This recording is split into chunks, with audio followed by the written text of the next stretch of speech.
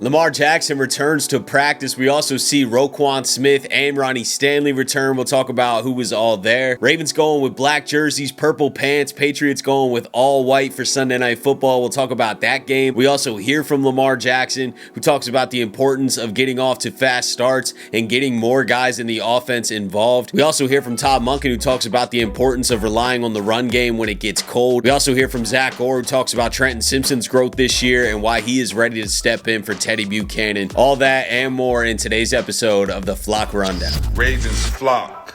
The Flock Rundown is the place to be.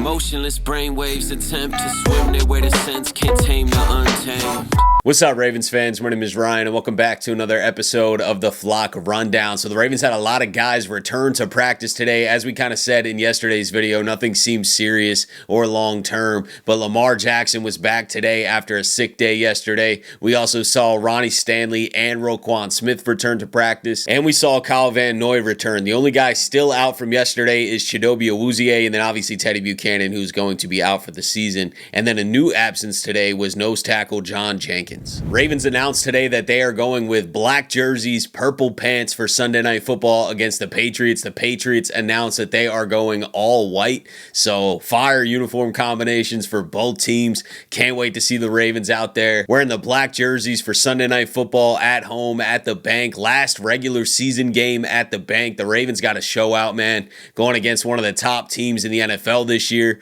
And the Patriots have been playing some really good ball. We heard from Zach Orr today, who talked about why Drake Maye is an MVP candidate and how impressed he is with Drake Maye's play this year. Man, I'm gonna be honest, man. I'm really impressed with Drake Maye, and I think before we talk about the physical tools, I think it's the mental, man. Like, they put everything on this dude's plate. I mean, this is a new system for him this year.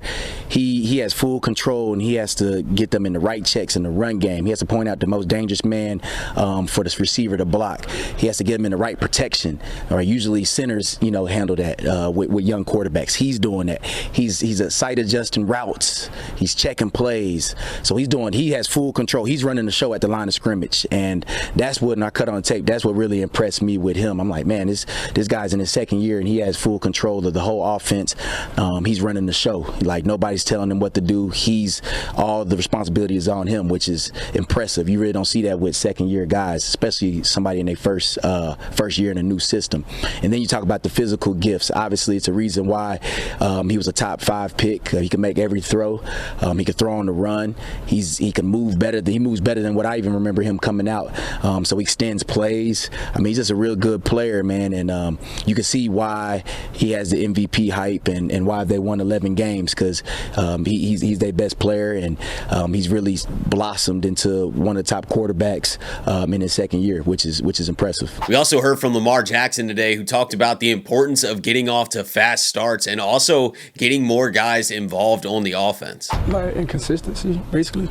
I can't call it, but I felt like this past game we did a lot better, but those guys just had a long drive, so we couldn't get on the field. They was converting and stuff like that, but our defense played lights out. But I can't call it why we start off slow and why sometimes we start off fast. Hopefully this game, we start off fast and finish faster.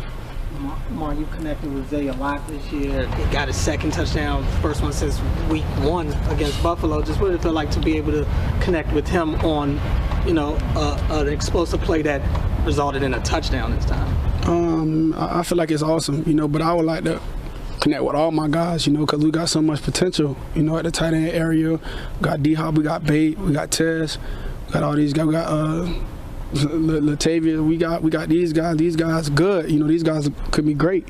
But with our offense, I'm saying, because the guys are already great. But with our offense, they can be even better. I'm just trying to get a great connection with everybody. But Zay, he's been working hard. Each and every game he's working hard in practice, man. It was just that time.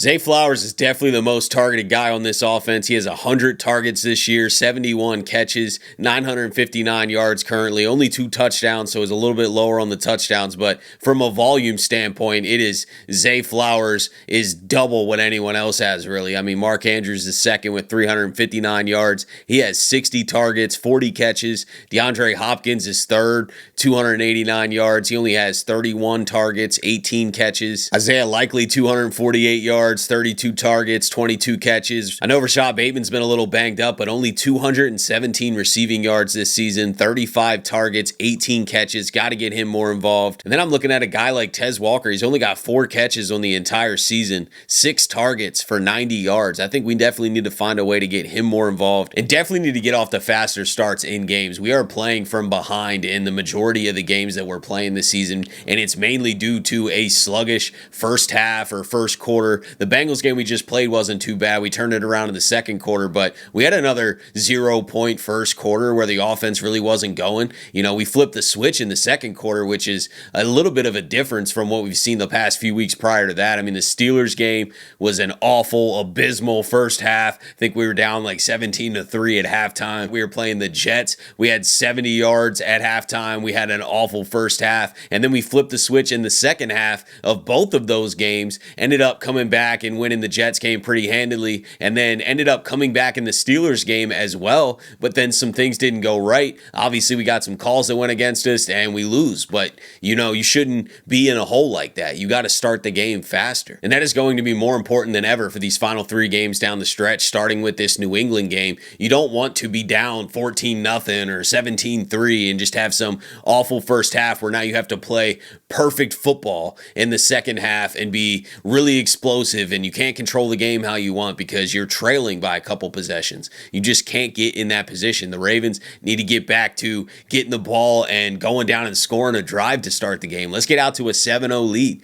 You know, we can play our ball a lot more, and I just think during these cold must-win games, it is going to be about controlling the game, playing smart football, holding on to the ball, establishing the run game, which we do, but we go away from it if we're down, you know? So I want to be able to have a lead and be up a possession or two because now everything opens up. There's a lot more freedom and flexibility. And Todd Monken also spoke to the media today too and talked about the importance of relying on the Ravens run game down the stretch during these cold games. The combo of Derrick Henry, Keaton Mitchell, and Lamar Jackson is dangerous. I think he's a threat no matter what the temperature is, but I do think that as the temperature drops or the weather changes, the running game certainly comes to the forefront.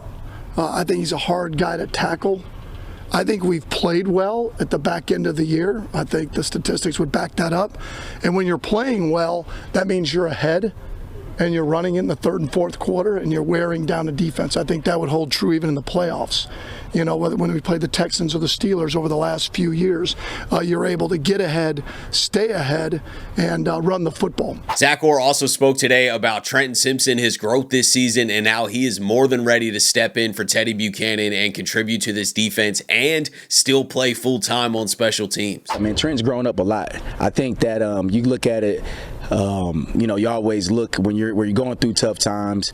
You never know why. You know, why are you going through that? What it's preparing you for? And I look at it when Roquan missed time early in the year, and Teddy and Trent went in there and were starting for a couple games, and they played well. Trent played really good in those games. Those were 2 of his best games in his career, and I think I said that. Teddy, we went with Teddy. I think Teddy was slightly a little bit better, but now Trent's opportunities back again, and Teddy went down early in the game, and Trent stepped right in, played really well, still was able to execute his various roles, and so I'm excited for him to go out there and show what he can do. We all got the utmost confidence in him. Rowe has confidence in him, and the team and the defense have confidence in him. So I think that those games he got to play early on really is going to help him out going forward for the rest of the year. Zach, to that point, what have we seen from Trenton this year, either in meetings in preparation or in the games that he has played, that gives you confidence? I mean, he's lost his job twice in the past 2 years. What gives you confidence this could be the one that he gives you the kind of football you need? Yeah, I think that he's just more comfortable. He's just more comfortable. I think that you know, like I said, going with Teddy, it wasn't no knock on Trent. I think that was just like how well like Teddy was really playing.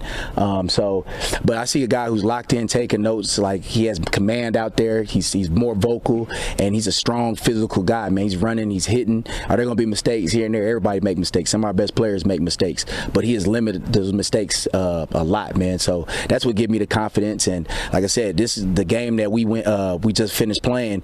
I mean, you go in from maybe getting 2 or 3 reps with the starters a day to really have to go in there and go play however many snaps he had to go play against that offense with in that high pressure situation, and he didn't bat an eye, and he still had to play off his special team snaps. So that just shows you what type of player and what type of man he is. Do you envision him still playing both special teams? Oh yeah. I told Hort, I said, look, don't take him off special teams. I said, if he's tired, we'll figure something out. But we need all our best players out there, and he's one of our best special teams players as well too. I cannot wait for this game on Sunday night, man. The Ravens are in the perfect scenario to right a lot of the wrongs that have happened this year. You know, we've struggled at home. We've struggled in primetime. We've been basically blown out in 2 primetime games this year, which is unheard of for the Ravens, especially at home.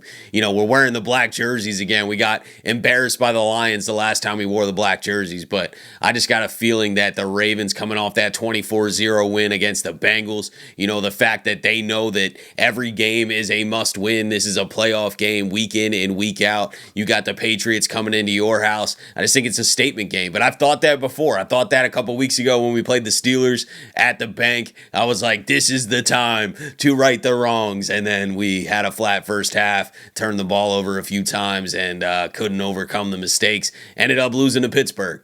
So the Ravens have to play a much more controlled, cleaner game at home against New England. New England's going to play a clean game. They are a very disciplined, hard-fighting football team, man. That Vrabel team is not an easy matchup. You know, we've played against Vrabel many times in meaningful games when he was on the Titans and they had Derrick Henry. There's definitely a lot of pressure on both teams, really, mainly on the Ravens, because the Ravens are kind of in a go-home scenario. You know, the Patriots are definitely making the playoffs, but the Patriots could still lose the division. They just lost to the Bills. They're only a game up. The Bills could still take that division from them and potentially get a top seed, maybe even the number 1 seed in the AFC. So those guys are still fighting for something, but the Ravens are fighting for something a little more meaningful, and that is their playoff lives. You know, if the Ravens lose this game, they're not out, but they then need help. You can't lose this game and have Pitt win out. You're not going to get in. So the Ravens have to handle business at home in primetime, defend the turf,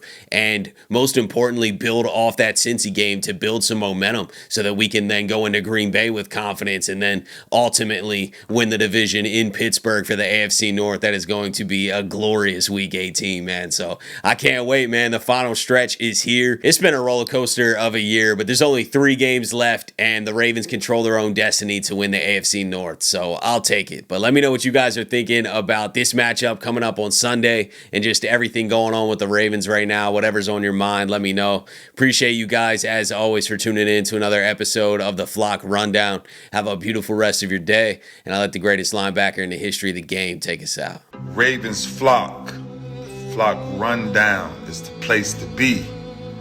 My man Ryan has been a lifelong Ravens fan since he was born.